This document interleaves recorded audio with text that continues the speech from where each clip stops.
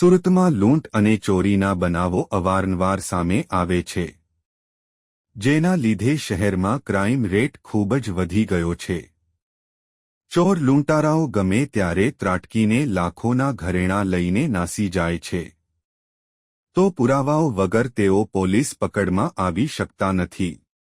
તો ક્યાંક મહિલાઓને ઘેની પદાર્થ આપીને બેહોશ કરીને ચોરો બધું લૂંટીને પલાયન કરી જતા હોય છે. તેવામાં સુરતમાંથી ઉમરા વિસ્તારમાંથી લૂંટનો બનાવ સામે આવ્યો હતો. સૂત્રો પાસેથી મળતી માહિતી મુજબ સુરતના ઉમરા વિસ્તારમાં લૂંટનો બનાવ સામે આવ્યો હતો, જેમાં 16 વર્ષીય કિશોર જેની પાસે સોનાની ચેઇન, બુટ્ટી અને રોકડા હતા.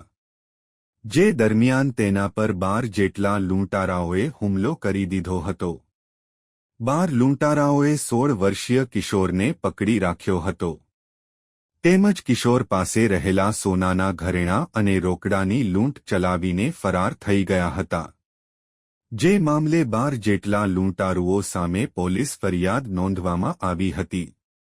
જેથી ગુનાની ગંભીરતાને ધ્યાને લેતા પોલીસે આરોપીઓની શોધખોળ હાથ ધરી હતી.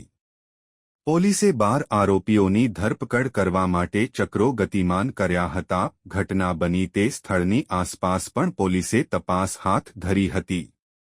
પોલીસે ફરિયાદના આધારે લૂંટમાં સામેલ 2 આરોપીઓને ઝડપી લીધા હતા. તેમજ અન્ય લૂંટારાઓને ઝડપી લેવા માટે પોલીસે શોધખોળ કરી હતી. તો અગાઉ પણ સુરતના સચિન વિસ્તારમાં લાખો રૂપિયાની લૂંટની ઘટના બની હતી. ગ્રામીણ બેંક બહાર કુલ રૂપિયા 3.75 લાખ રૂપિયાની લૂંટ ચલાવીને લૂંટારુઓ નાસી ગયા હતા. જે મામલે ઘટનાના સીસીટીવી સામે આવ્યા હતા. રિપોર્ટર सुनील गांजावाला, सूरत।